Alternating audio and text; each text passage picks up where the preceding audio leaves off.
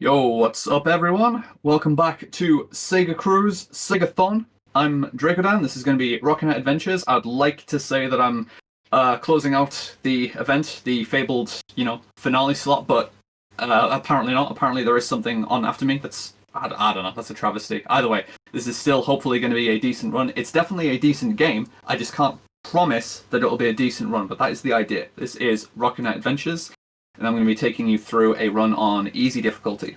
And even though it is called easy, this is not an easy game. Really, the only choice you have is between easy and hard, where the main difference on hard is you have one life and everything kills you in one hit. So I'm not doing that. I'm just going to do easy, which is the standard game mode. So, going to come back out to the title screen. I'll give a quick countdown, and it will have to be a quick countdown because the game on the title screen gives you like 2 seconds to make a decision before it takes you to a demo, which is really strange, but either way, yep.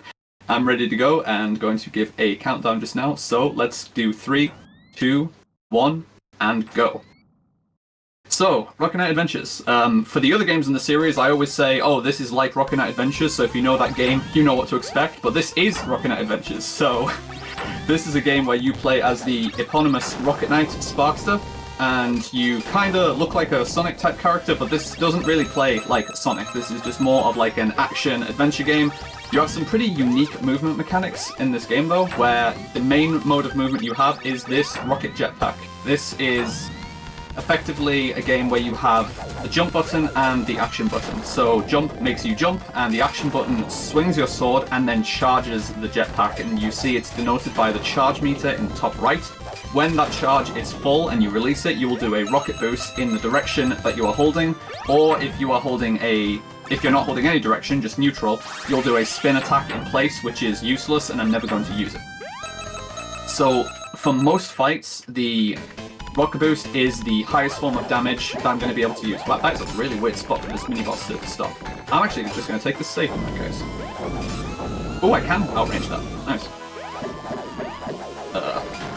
Okay, so that was a bit slow, but that shows some technique. That shows some very nice zoning. And I didn't want to take too much of a risk there with the damage I'd already taken, because life management is a big thing in this game. So that was a mini-boss, and that mini-boss shows the 2 different types of boss fight that there are going to be in this game. So you have bosses that have a set number of hits that need to be dealt, and then which is the first phase, and then the second phase switches to a style where it has like an HP pool, and you need to just drain the HP to 0, where your different types of attacks can deal different forms of damage and different rates of damage. I'm going to explain that a little more as I get through this mini-boss here. I'm going to take a damage boost and stay inside the hitbox and deal massive damage. So, your sword swing is pretty much the most effective type of high DPS that you can deal in this game. I'm going to be careful here and get the health pickup, not necessarily take the fastest and riskiest strat. So sword is like the highest damage that you can deal. The reason for that is you are dealing damage through 2 sources whenever you are swinging your sword at stuff. You have the physical sword hitbox, which lingers and deals damage per frames of contact, and you also have the projectile that gets fired out, which deals a fixed chunk of damage.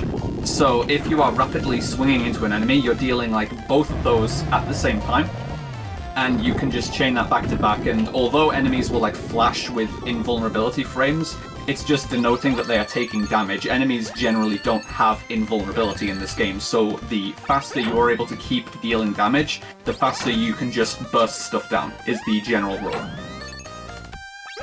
So just going to take a few scripted sort of boosts in specific spots and directions here to try and get through these screens quickly. Going to take a little bit of a risky boost here, although it's not much of a risk because my health isn't quite at minimum. Yeah, try it one more time.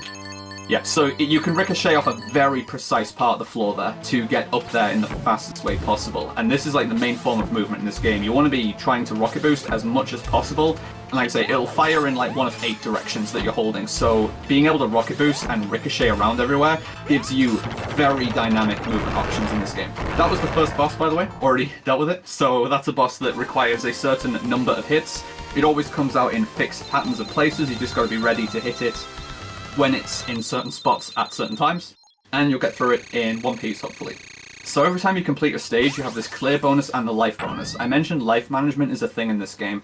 the life bonus ticks down at a linear rate, and you can't make it tick down faster. So the TLDR is that you want to finish stages with as little health remaining as possible so that you go to the next stage as quickly as possible. So this game generally features a strict pattern of either getting to bosses with minimum health remaining and then not taking a hit, or reaching a boss that you're going to take a certain damage boost on with a specific amount of health so that you can do that damage boost and remain with minimum health remaining.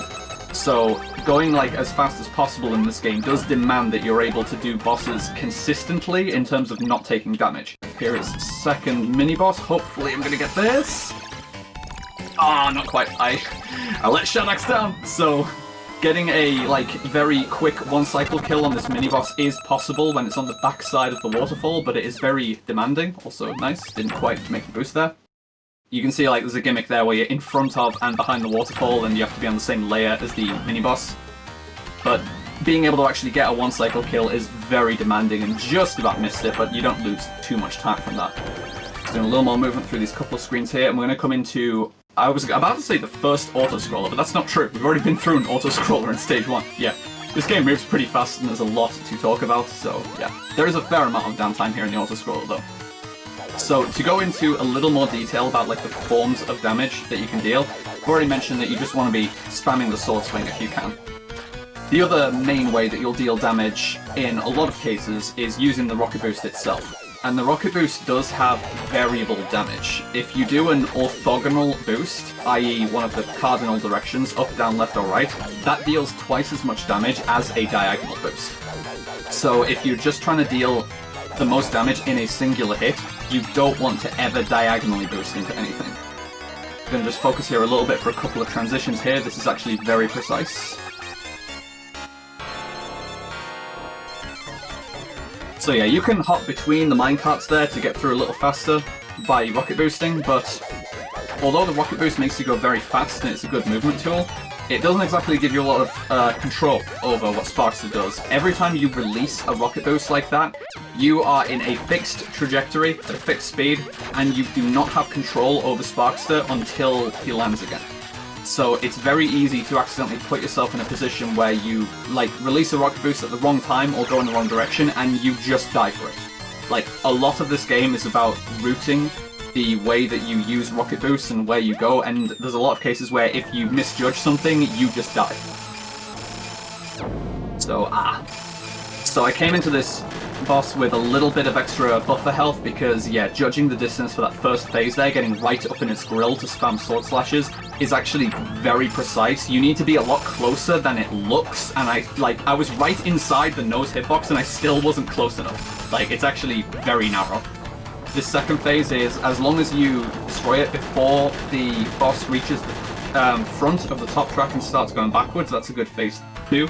Now for phase 3, I'm going to get right up in its grill, 1, 2, 3, 4, 5, turn around so I get damage boost backwards into the body, and just spam maximum damage to down it as soon as possible. Now it's very good that I finished it in that style like I did there, because like I have 2 hearts remaining here. The main body deals 2 hearts per hit, so if I hadn't DPS'd it fast enough and gotten it down, took an extra hit, I would have actually died right at the end of the fight there. So if you can swing it so that you come into that last phase with 2.5 hearts, the idea is just you take the 1 damage boost and kill it with half a heart remaining. So stage 3, this is a very nice screen because you do a lot of rocket boosting and you can't even see where you're going half the time because of the foreground layer and this lava wave that's rising up and down. If you hit it, instantly kills you. That was, yeah, it's very easy to make a mistake here, but we'll get through it, hopefully no problem. Like, yeah, you need to be able to do this, like, completely blind. You need to just, like, know what inputs to do and where you will be based on, like, how the movement works. You don't actually get to see where you are on that screen, so it is very easy to make a mistake, such as releasing a jump input when you are no longer grounded and causing yourself to die like that. Having a little bit of trouble with the spike corridor here, but the spike corridor itself deals very little damage, so it's totally fine. Going to come into a mini-boss here where... Now this is going to be like a certain number of hits to deal with the main body, but this boss is an anomaly in that the main body's HP pool can be cut into a fraction by destroying this claw here. So destroying this claw on the right gives me a lot more space to work with, and it removes most of this guy's active HP. And now I can get a very precise elevation to use the projectile to hit the main body like this, and I think a couple more hits. As you can see, it's surprisingly precise to get those hits, but it is the fastest way to deal with this boss if you are consistently landing those hits. Coming into one more auto-scroller where I'm going to... So I've got a couple of options here. I can either just jump in the lava to take 4 hearts, or I can gradually take some hits on these enemies to get hit for 1 heart each time. I'm going to opt for the safer approach here. Like, there's not really a reason to not take the safer approach, because if you go in the lava and have half heart remaining, you need to do the rest of this section without getting hit, and these do like bob up and down rather erratically, and they can be a nuisance to maneuver around, so just take it pretty slow and safe. Try to make sure you don't get hit. I'm going to take this very safe and go on. So, I'm entering the stage 3 boss with half a heart. This is what I mean. A lot of bosses, this is the ideal situation. You get in with minimal health, and then you just don't take a hit. In this case, this is the only boss in the game where you actually get a health pickup during the fight, and I'm going to use that to take a planned damage boost. And yes, just moving left there is the strat. You don't need to worry about any platforming. If you just hold left, you are safe. Doesn't seem like it, but it is. And I'm going to get this health here, stand here and get hit by the fireball. No. Just time a couple of jumps and slashes to one side of the boss. Nice. So you only have a very brief amount of time to deal damage there, while the pig is outside the body. I'm not entirely sure what's going on there, but that's the strat for the fight, and if you deal very efficient damage there, you do get up on cycle, and the perfect life bonus of 400. That is the lowest life bonus you can get. Something that's a little annoying with life routing in this game is the life that you have on the meter isn't always perfectly divisible, because like I had 400 life there, but I'm pretty sure like if I'd had like 600 life, that's numerically a different amount of life, but it would have been represented the same way on the life meter. And what that can mean in practice during gameplay is that you can take like unexpected spikes of damage. Like if you know that like say something deals like a heart of damage, but your actual numerical life meter is at a weird like integer, it can deal like a heart and a half when you don't expect it to. So sometimes you think you're in safe range, but then you take a damage boost and you just lose all your remaining health. So that is something that you need to know how to work around in certain spots. Speaking of which, you gotta know the order of the barrels coming along there. Those are always in the same order, so as long as you are doing the same inputs each time, you get the same result on that screen. Always fighting against the wind on that outdoor screen as well.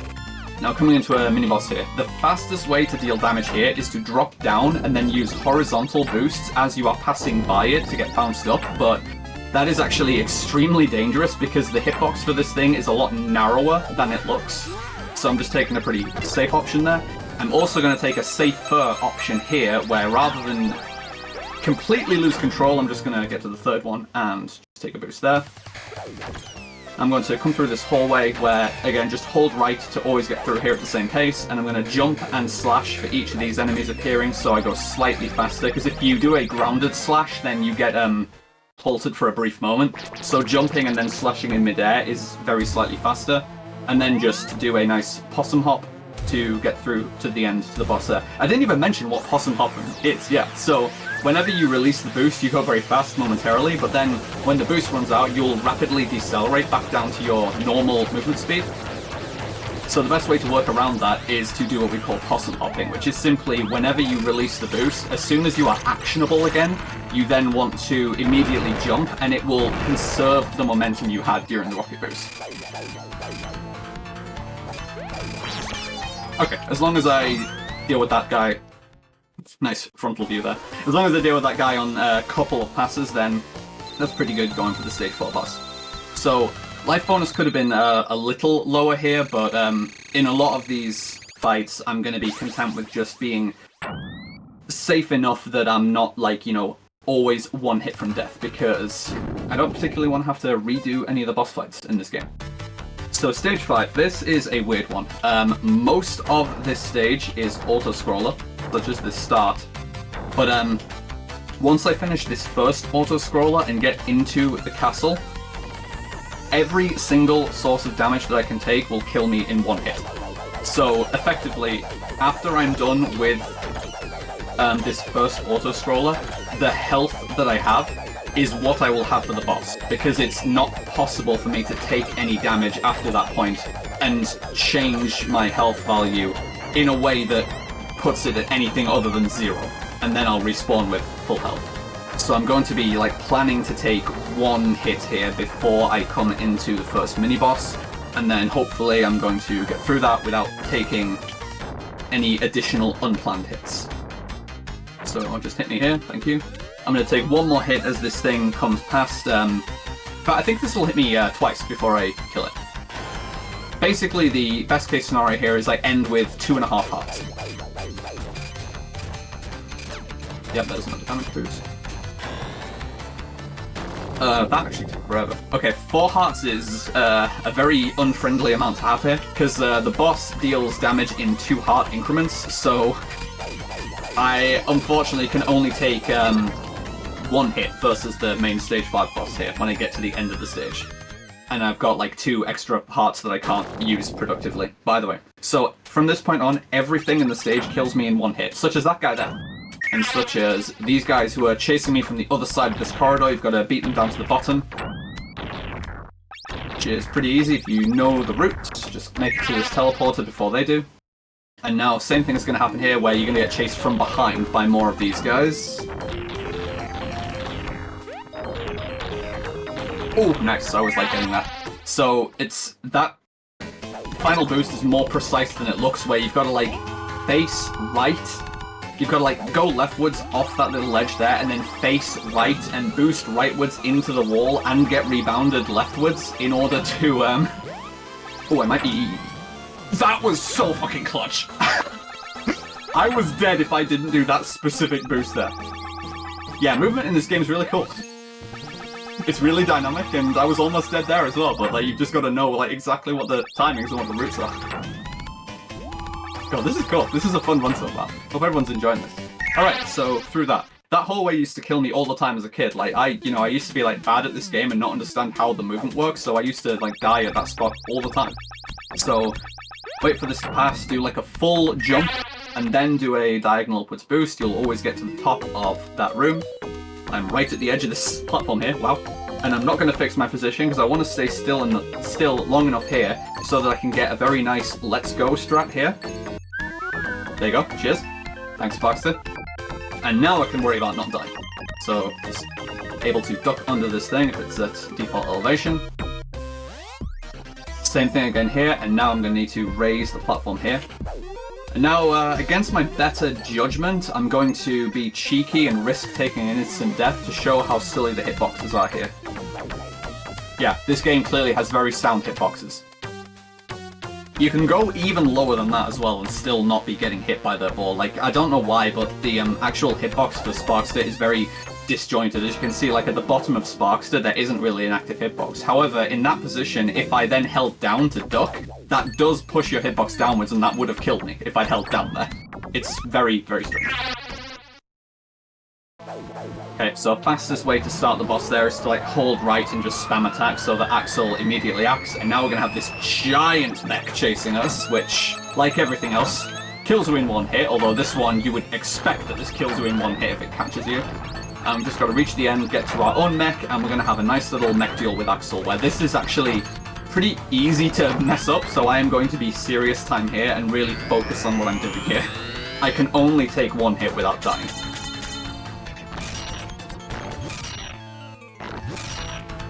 Juke him now.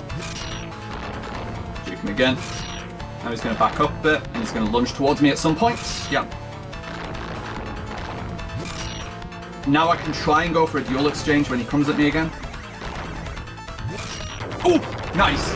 So that's actually very precise to get the dual exchange there. Like, you need to basically just go on reaction when he lunges at you, and it's still a short frame window to get the dual exchange there. Like, it's very hard to get that. Most of the time you either swing too early or too late, so I'm pretty glad that I got that. Alright, stage 6. So, I said that stage 5 is like mostly auto-scroller. Stage 6 is entirely auto-scroller. I hate this stage. So, This is basically just going to be a series of waves where each new wave is not going to start until the previous wave is finished, and that means that all objects need to be off screen. So I'm like trying to kill these enemies quickly, then I need to get the health pickups, and yeah. So I'm already past the first couple of waves, now I just need to deal with this asteroid belt, destroy these ones that are in fixed spots as they come up, because they start actually firing missiles that chase you, which can be a big nuisance. This stage is also like, so bear in mind what I said about if you play this on hard difficulty, you die in one hit. Everything kills you in one hit. So yeah, this stage on hard is not particularly fun. I need to actually focus on position here. I'm gonna miss that, I think. You dickhead. Alright. I'm a bit disappointed that I missed that, but... Alright, now I'm beholden to RNG, because whether you get health in the stage is basically random. See, this is not a great situation. So, the reason I hate this stage is there are no checkpoints in this stage. If I die here before I reach the boss, I go back to the start of the stage, so I am actually going to be focusing here for a sec. Okay, I'm at least at the boss, that's a checkpoint. So this is my last opportunity to get health. Okay, I have to play this pretty carefully then. This is a very long boss fight, and this is all the health that I have. And you want to damage boost potentially multiple times in this boss, and I don't have enough health to take liberal damage boosts, so I'm gonna have to think about how I'm gonna approach this. At least I got time to think about what I'm gonna do. So this always starts the same way, where you're gonna go around a bit. I'm gonna try and do the first combat phase without taking damage. I mean, you can like take a reliable half heart from the orange bullets to set yourself up in a favorable position, but I'm gonna just try and maintain as much health as I can. So I'm gonna have to try and go for a pretty precise spot here, both to be in position to hit and also not get hit by anything here. Because I need to be far enough back that this isn't gonna shoot at me. Oh. Okay, first phase down. Now I need to destroy the jaw when it comes up. Okay, shoot. Orange pellet or something. That was... Okay, that came out at a pretty inopportune time. And now I need to be really careful here. This is the last phase of the fight, and there's going to be 4 rounds of it taking scripted actions and then firing out a weak spot for me to hit. I almost got hit by accident there.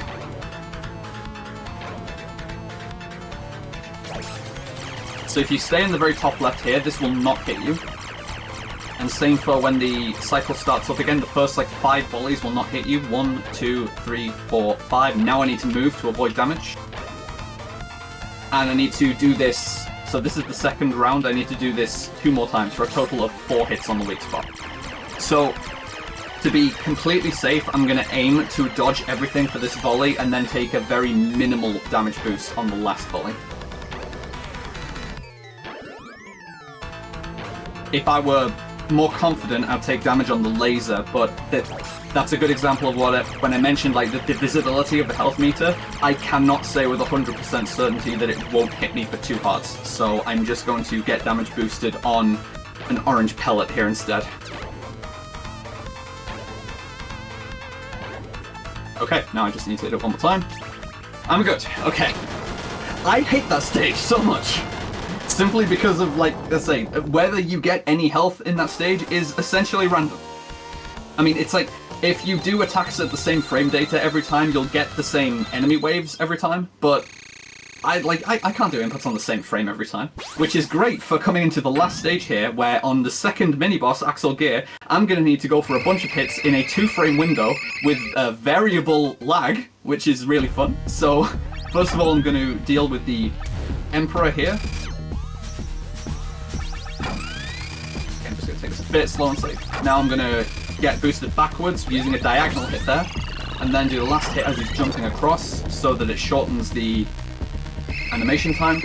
So at this point I'm going to just start talking about Axel Gear. So, yeah, he's the Black Knight, like Sparkster is the Rocket Knight, and I'm going to use a strat where I'm going to try and stand in a specific spot and use the backswing of the sword to keep hitting Axel Gear, which is a 2-frame window every time. The backswing is out for 2 frames, and I need to be facing away from him in order to manipulate his AI.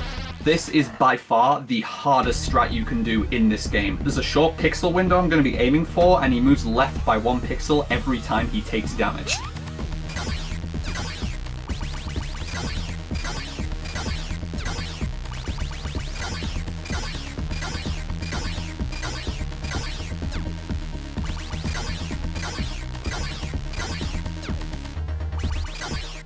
That's certainly good enough. So, as long as you finish that phase with at least 2 hearts remaining, you are good, because I need to take a planned damage boost in phase 3 to get a quick kill here. That's the first phase, now this is phase 2. Still alive. I'm just about alive. I almost died off the back there. Now I need to wait for him to be aligned in a certain spot. Release a left boost. And now bring him down as he tries to come in front of me. Okay, I've got 2 hearts left. This is the health I have for the rest of the stage. I've still got a hallway that we call Hell Room, because it's very difficult to get through it damageless when you're in this position. And then I've got the final boss to deal with.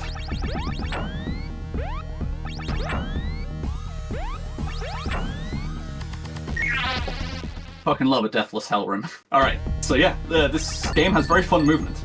And now, final boss time. So this is all the health I have for the remainder of the game. Thankfully, this final boss is generally a pretty simple affair. Like, the first phase here is honestly the most dangerous for taking a hit, but I won't die at this health if I take a hit. I'm actually going to play it safe.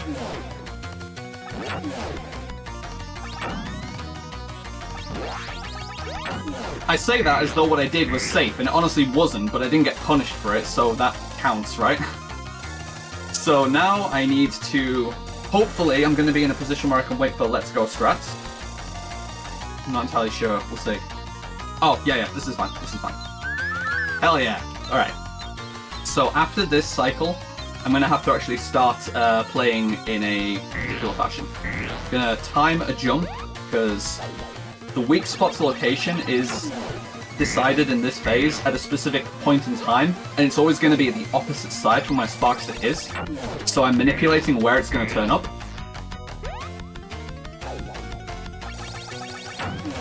One more for this phase. That might be a bit early. Okay. And now I'm going to be using an audio cue to know when to go here.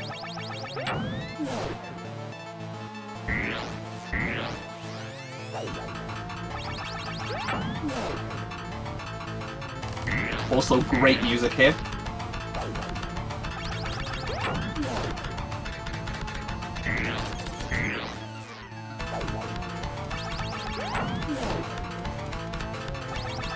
Last phase here. It's always going to be on the opposite side from where you start, in the bottom, which makes it very easy to target with a diagonal boost. Nice. Dude, alright. Real talk, I'm not going to lie, this run's been really good. Aside from the one death that I took at the start of Stage 3, this has been a really solid run. And I'm gonna, full disclosure, you know, I haven't exactly been practicing this game a lot. I've been too busy focusing on my main game right now, and I was like, I guess I can do a couple of D-Rust runs for this event, so... I'm really glad that this run's been as good as it has. So, time is not coming up for a couple of minutes. I said that's the final boss, that's like half true.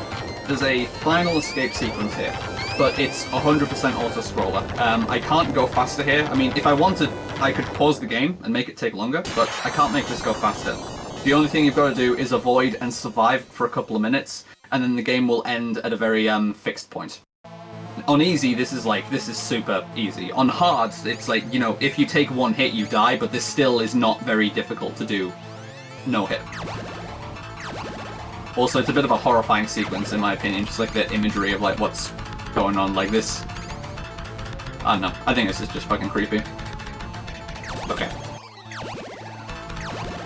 So, both gonna start burning up on re-entry, and time is going to be signified by like this thing is gonna stop chasing me for a bit, then it's gonna make one final lunge at me, it's gonna die, like burn up on entry, and the screen's gonna fade to white, and time is on the fade to white. That's when you lose control of Sparkster for the final time. So that's gonna be coming up in like 15 seconds here.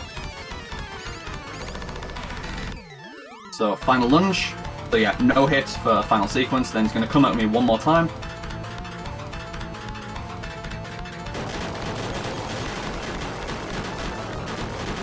It's going to break up, and time is coming very shortly. And time. Is that 28? Seriously? Hell yeah, 28. I'll take that. Like my PB's a 28. It's a low 28, but still, like, at any 28, I'll definitely take. Like, that was... yeah, that was not a bad run. I'm really happy with that. I'm really happy with this game, I'm really happy with this community, I'm really happy with this event. I'm just happy in general. Like, this has been cool. I'm not happy that I wasn't the last run, though! Like, oh, really? Why am I not the last run? Yeah, thanks very much for having me along to do this, guys. Always, really enjoy helping, you know, Signal boost for SegaCrew and Planet Chaos, all the associated guys, and really happy to share this game. So hopefully you guys had a lot of fun. If you're at all interested in this game, please consider checking out the Rocket Knight speedrunning Discord. It's very easy to find through speedrun.com through the leaderboards for this. Always happy to help people like start learning this game and get to grips with how to do the route. It's very satisfying to do, in my opinion. So if you're all interested in learning the Rocket Knight Adventures run, like I said, come see the community server in Discord or get me directly if you want. And yeah, hopefully I will be back to do this sooner rather than later. You never know. But we've got one more run coming up for the event. So without further ado, I will let you guys start getting set up for the Valis Trilogy race. So thanks very much for having me, guys, and I'll catch you guys later.